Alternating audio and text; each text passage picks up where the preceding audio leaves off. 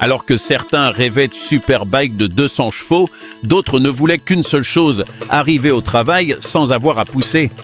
Parce que oui, le monde s'est construit avec des camions, des ouvriers et des motos 125. Aujourd'hui, nous allons rendre hommage aux véritables héroïnes de l'asphalte, ces motos qui supportent la pluie, les nids de poules, la charge et la chaleur sans jamais se plaindre. Celles qui ne font pas la une des magazines, mais qu'on retrouve dans tous les villages en train de livrer, de travailler et de faire tourner le monde. Voici les 10 meilleures motos pour travailler. Numéro 10, Hero Xtreme 125R, la travailleuse stylée. Hero, l'une des plus grandes marques d'Inde et héritière directe de l'alliance avec Honda, a décidé avec la Xtreme 125R qu'il était temps de casser le moule des motos utilitaires ennuyeuses. Pourquoi une moto de travail devait-elle ressembler à un mixeur sur roue ? C'est ainsi qu'est né ce modèle, pensé pour ceux qui utilisent leur moto tous les jours, mais qui ne veulent pas renoncer au design ni à un peu d'émotion. Son moteur de 125 cm3, monocylindre, refroidi par air et doté d'une injection électronique, délivre environ 11,4 chevaux, suffisant pour se déplacer avec agilité en ville, tout en affichant une consommation d'environ 55 à 60 km par litre. Cela signifie que tu peux passer des jours à livrer sans avoir peur de regarder la jauge à essence. Le châssis est léger et bien équilibré, avec une suspension avant télescopique et un mono-amortisseur à l'arrière, ce qui est rare dans ce segment, et lui confère une sensation plus sportive que beaucoup de motos utilitaires traditionnelles. De plus, elle dispose d'un frein avant à disque avec ABS monopiste, une amélioration en matière de sécurité qui, auparavant, était un luxe réservé aux motos plus chères. Côté design, Hero a pris des risques. Des lignes anguleuses, un phare avant à LED au style agressif et un tableau de bord digital qui affiche aussi bien la consommation moyenne que le rappel d'entretien. Tout est pensé pour attirer un public jeune qui travaille, mais qui veut aussi se sentir appartenir à la nouvelle génération de motards urbains. La Xtreme 125R représente ce juste milieu entre la praticité au quotidien et l'envie d'avoir quelque chose qui a de la présence. Ce n'est pas une moto de course, mais ce n'est pas non plus un simple outil de travail. C'est la réponse à la question « Pourquoi je ne pourrais pas avoir du style même si je passe toute la journée sur ma moto ?» Et ça, dans le monde des motos utilitaires, c'est déjà une petite révolution. Numéro 9, Suzuki GN 125. La Suzuki GN 125 est une légende du travail discret. Elle ne fait pas de bruit, elle ne se vante pas, mais elle est toujours au rendez-vous. C'est la moto typique que tu vois dans n'importe quelle ville du monde, de Buenos Aires à Bogota, chargée de caisses, de sacs à dos ou même de 3 personnes et d'un chien, et elle continue de rouler comme si de rien n'était. Elle est née dans les années 80, quand Suzuki cherchait une moto simple, fiable et bon marché pour le quotidien. Et on peut dire qu'ils ont vraiment réussi, hein. Avec son moteur monocylindre de 124 cm3, refroidi par air, un simple arbre à cams en tête, SOHC et une carburation classique, la GN est devenue synonyme de « démarre toujours ». Ce moteur, même s'il est modeste, avec environ 11 chevaux, offre un couple doux et linéaire, parfait pour se faufiler dans la circulation sans à-coups. Ce n'est pas une moto faite pour la vitesse, mais pour durer. Sa fiabilité est telle qu'il existe des GNEV avec plus de 100 000 km au compteur qui démarrent encore du premier coup. La consommation, comme on pouvait s'y attendre, est ridiculement basse, jusqu'à 45-50 km par litre. Et avec un réservoir de plus de 10 litres, tu oublies la station-service pendant des jours. Idéal pour les livreurs, les coursiers ou toute personne qui vit sur 2 roues. Mais son véritable charme réside dans sa mécanique simple. N'importe quel mécano, qu'il soit en concession ou du quartier, sait comment s'en occuper. On trouve des pièces détachées dans n'importe quel coin du monde, souvent à des prix presque symboliques. Esthétiquement, la GN 125 a ce look rétro-classique, avec un réservoir arrondi, un phare circulaire chromé et des garde-boue en métal. C'est une moto qui semble venir d'une autre époque, mais qui reste parfaitement utile aujourd'hui. Et curieusement, son style en a aussi fait la base de projets Café Racer ou Brat Style, parce qu'elle est bon marché, fiable et qu'elle a du caractère. La position de conduite est l'un de ses points forts, confortable, droite et sans effort. Tu peux passer toute la journée dessus et avoir encore envie de rouler. Elle ne fatigue pas, ne vibre pas excessivement et procure une sensation de contrôle total. En résumé, la GN 125 est la moto ouvrière élégante, simple, mais avec de la classe. Économique, mais avec du caractère. Une moto qui ne cherche pas à attirer l'attention, mais qui a gagné le respect à force de kilomètres et de constance. Numéro 8. Hero Super Splendor, une légende silencieuse qui porte depuis des décennies le poids de millions de travailleurs. En Inde, où les motos ne sont pas un luxe, mais un outil de vie, la Hero Super Splendor est synonyme de résistance, d'économie et de confiance. C'est la moto que tu peux voir avec un passager, 2 sacs de riz, et malgré tout, le moteur ronronne comme s'il sortait tout juste de l'usine. Son moteur de 124,7 cm3, refroidi par air, avec la technologie ISS, Idle Stop Start System, dans les versions les plus récentes, allie une mécanique simple à une efficacité redoutable. Il délivre entre 10 et 11 chevaux, largement suffisants pour te déplacer dans la circulation avec aisance, sans jamais le pousser dans ses retranchements. Mais le mieux, c'est qu'il le fait en consommant une quantité minimale de carburant, pouvant dépasser les 60 km par litre si tu l'aménages. La fiabilité est son atout majeur. Il existe des histoires de Super Splendor ayant parcouru plus de 100 000 km sans autre entretien que des vidanges d'huile et des changements de filtre. Elle ne vibre pas trop, ne tombe pas en panne et démarre même après plusieurs semaines sans rouler. C'est le genre de moto qui fait son boulot sans broncher, jour après jour, qu'il pleuve, qu'il fasse soleil ou qu'il y ait de la poussière. Son châssis robuste, sa suspension souple et sa position de conduite détendue en font la moto idéale pour ceux qui passent des heures dessus. Elle ne te casse pas le dos, ne te laisse pas les poignets endoloris et permet de se faufiler facilement dans le chaos de la circulation urbaine. Esthétiquement, elle n'a jamais été une moto tape à l'œil, mais Hero a su lui donner une touche moderne sans trahir son essence. Des phares plus stylés, des couleurs vives et des détails chromés qui la maintiennent au goût du jour sans perdre ce côté moto de travail. Numéro 7. Honda SP125. Un pas en avant dans le segment, mais sans perdre l'âme de travailleuse. La Honda SP125 est arrivée pour prouver qu'une moto destinée à un usage quotidien peut aussi être moderne, efficace et donner une certaine fierté quand on la gare devant l'atelier ou le bureau.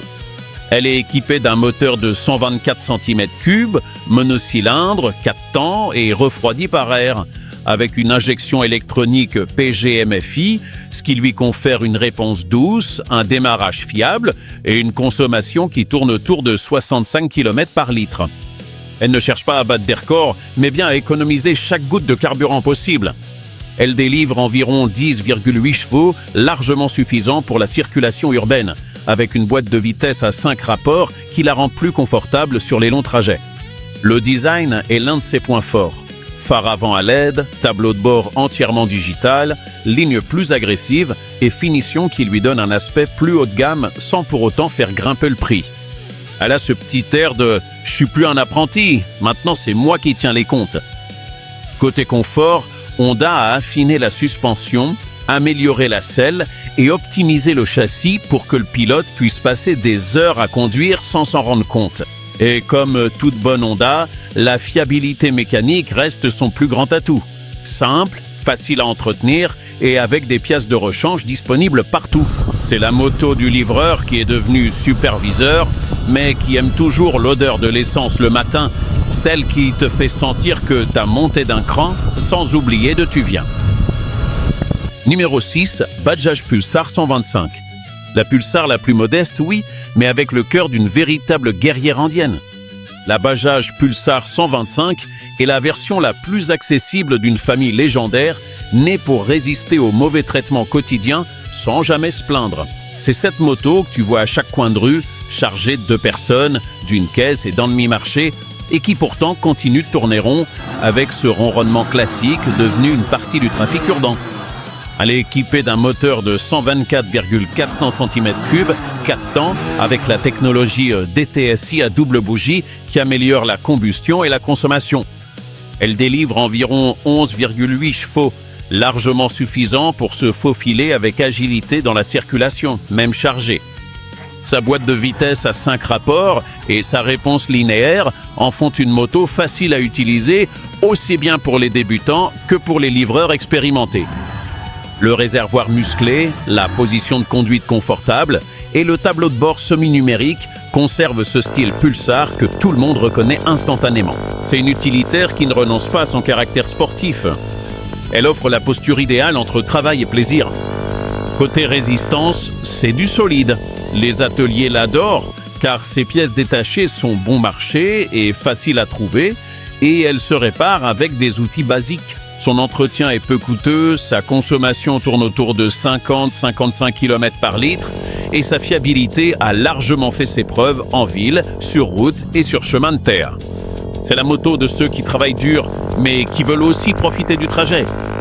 Ce n'est peut-être pas la plus puissante, mais elle encaisse tout. Chaleur, boue, pluie ou journée de 12 heures.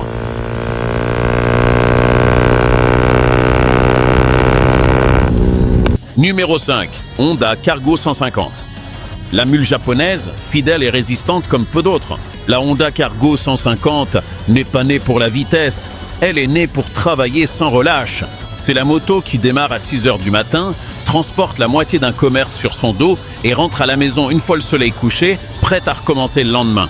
Elle est équipée d'un moteur monocylindre de 149 cm3, 4 temps, refroidi par air, qui délivre entre 11 et 12 chevaux, avec un couple généreux dès les bas régimes, idéal pour rouler chargé. Sa boîte à 5 vitesses et son embrayage souple en font une moto docile, facile à manier, même avec du poids ou sur des routes défoncées. Le châssis renforcé, c'est sa carte de visite. Honda l'a conçu en pensant aux coursiers, aux livreurs et à l'ouvrier qui dépend de sa moto tous les jours. Le porte-bagages arrière est un chef-d'œuvre d'ingénierie pratique. Large, solide et prêt à supporter aussi bien une boîte à outils qu'un thermos d'eau chaude avec 20 récipients empilés dessus. Sa suspension arrière à double amortisseur, c'est la fiabilité incarnée, capable d'encaisser des années de nid de poule et de pavés sans jamais demander la retraite. Les freins à tambour peuvent sembler modestes, mais ils sont faciles à entretenir et largement suffisants pour leur objectif, durer. En Amérique latine, la Cargo 150 est déjà une institution. On la voit à chaque coin de rue avec son bruit grave caractéristique et son pilote équipé d'un sac isotherme ou d'une énorme caisse à l'arrière. Ce n'est pas une moto pour frimer, c'est une moto sur laquelle on peut compter. Sa plus grande qualité ne réside pas dans les chiffres, mais dans son esprit. Elle t'emmène, elle te ramène et elle ne te laisse jamais tomber. C'est pourquoi, parmi ceux qui vivent du guidon, la Cargo 150 n'est pas une moto, c'est un outil de travail avec une âme de compagne. Numéro 4, Bajaj Boxer 150. La moto du peuple travailleur, celle qui ne demande ni permission ni vacances. La Bajaj Boxer 150, c'est le genre de moto que tu peux laisser dehors, démarrer d'un coup de kick et partir bosser sans te soucier qu'il pleuve, qu'il tonne ou qu'il tombe une pluie de météorites. C'est la définition même de l'outil de combat, pur et dur. Elle est équipée d'un moteur monocylindre de 144,8 cm3, 4 temps, refroidi par air, qui délivre environ 12 chevaux et un couple étonnamment puissant pour sa taille. Son carburateur simple et sa mécanique indestructible font que même le mécano le plus improvisé du quartier peut la réparer avec une clé et un sourire. La consommation est un autre de ses points forts. Avec un réservoir d'environ 11 litres, elle peut dépasser les 40 km par litre sans sourciller, C'est pour cela qu'elle est choisie par les livreurs, les coursiers, les agriculteurs et les policiers ruraux dans la moitié de l'Amérique latine, en Afrique et en Asie. Sa suspension à grand débattement, combinée à une selle large et moelleuse, fait que c'est une moto confortable même après des heures de travail. De plus, le châssis tubulaire renforcé et les garde-boue métalliques la rendent quasiment indestructible. Tu peux la charger avec des sacs, des cartons ou même la moitié du village si besoin, et la Boxer ne bronche pas. Dans de nombreux pays, on la connaît comme la moto qui ne casse jamais. Et ce n'est pas une exagération. Il y a des Boxers avec plus de 100 000 km au compteur qui démarrent encore comme au premier jour. Numéro 3, Suzuki AX100, le classique indestructible. Elle est née dans les années 80, mais c'est dans les années 90 qu'elle est devenue la moto du peuple travailleur dans toute l'Amérique. Avec son moteur 2 temps de 98 cm3, son simple carburateur et son démarrage au kick, la AX100 était aussi basique qu'efficace. Rien n'était superflu, mais tout fonctionnait. Son faible poids, un peu plus de 90 kg, la rendait agile, même chargée, et sa consommation était tellement dérisoire que beaucoup juraient qu'elle roulait à l'air. Tu pouvais la laisser des mois sans bouger et avec 2 coups de kick, elle démarrait. Des mécaniciens, des coursiers, des livreurs et même des policiers lui ont fait confiance pendant des décennies. Son design était si facile à réparer que n'importe quel atelier du quartier avait des pièces de rechange et sinon on adaptait sans problème des pièces d'autres motos. Elle avait ce bruit aigu et cette odeur de mélange d'huile et d'essence qui a marqué toute une génération. La AX100 n'était ni rapide ni moderne, mais elle était éternelle. Elle pouvait parcourir des centaines de milliers de kilomètres sans ouvrir le moteur et continuer pourtant de fonctionner. Aujourd'hui, même si elle est devenue une rareté dans les rues, elle reste recherchée par les collectionneurs et les nostalgiques qui la considèrent pour ce qu'elle a été, une moto modeste qui a marqué l'histoire, un symbole d'une autre époque quand la fiabilité comptait plus que la technologie.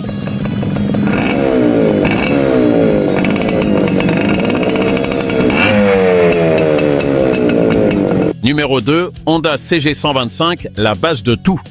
S'il existait un manuel sur ce que doit être une moto utilitaire, la CG125 serait en couverture, dans la préface et même dans les remerciements. Elle est née dans les années 70, en pleine crise pétrolière, à une époque où le monde avait besoin de motos économiques, durables et faciles à entretenir.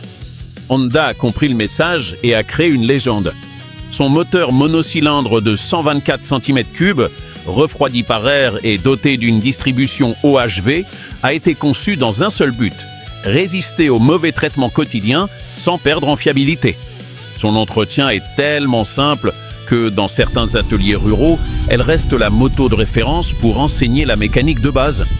En changeant simplement l'huile et en prenant soin du filtre, elle peut dépasser les 100 000 km sans jamais ouvrir le moteur. La CG125 est devenue un symbole de travail et de mobilité accessible.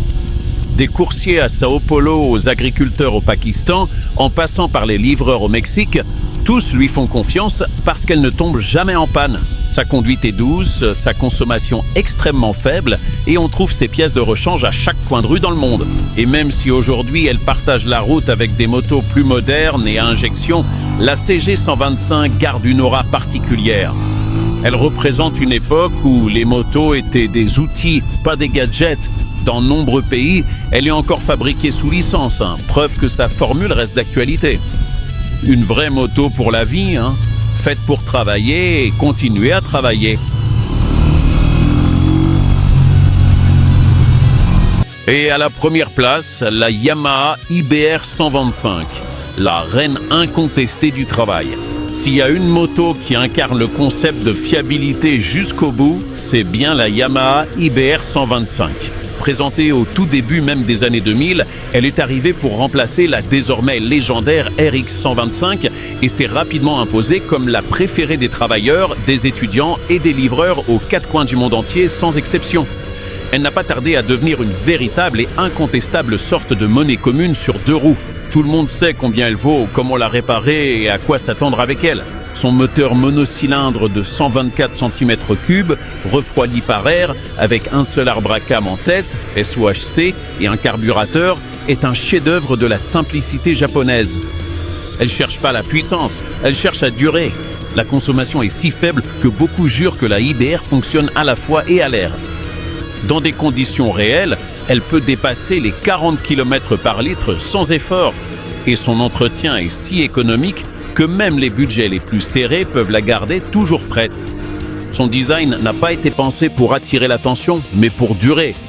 Châssis robuste, suspension confortable et une selle large qui te permet de passer des heures dessus sans que cela ressemble à une punition. C'est la moto qui démarre tous les matins sans problème, qu'il fasse froid, chaud ou qu'elle ait passé la nuit sous la pluie. Et si l'on parle de pièces détachées, la IBR 125 a largement l'avantage. On trouve des pièces dans n'importe quel atelier, dans n'importe quel pays et dans n'importe quelle langue. De l'Amérique latine à l'Asie, sa popularité garantit que tu ne resteras jamais en rade. En plus, les mécanos la connaissent tellement bien qu'ils pourraient la monter les yeux fermés, et certains l'ont déjà fait. Mais ce qui la distingue vraiment, c'est pas seulement sa fiabilité, c'est aussi le lien qu'elle crée avec celui qui la conduit. Parce que la IBR ne cherche pas à être une moto sensationnelle, mais une compagne fidèle. C'est l'outil qui ne te laisse jamais tomber, le moyen de subsistance de milliers de personnes qui comptent sur elle pour assurer leur quotidien. Avec le temps, la IBR est devenue plus qu'une moto, un véritable symbole. Elle incarne la noblesse mécanique, l'humilité bien conçue et l'essence même de ce que signifie travailler sur deux roues. Elle n'a pas seulement conquis le cœur des livreurs, elle a gagné leur respect, leur confiance et sa place dans l'histoire. Et ainsi, entre des moteurs qui ne s'éteignent jamais, des pneus qui tournent sans relâche et des mains qui travaillent jour et nuit, ces motos ont écrit une histoire qui ne figure pas dans les livres, mais bien dans les rues. De la vieille Suzuki AX100 qui rugissait dans les années 90 à la Yamaha IBR 125, reine incontestée du travail moderne, toutes partagent bien plus que des boulons et de l'essence. L'esprit de millions de personnes qui les ont utilisées pour gagner leur vie, pour mettre du pain sur la table ou simplement pour avancer. Ce ne sont pas des motos de luxe ni de vitesse, ce sont des motos de vocation, de sacrifice, de fierté.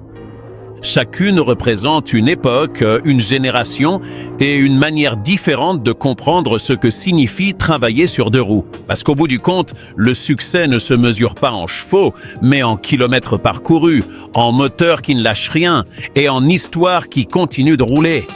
Et tant qu'il y aura quelqu'un pour se lever tôt, monter sur sa moto et dire « on y retourne », l'héritage de ces machines ne mourra jamais.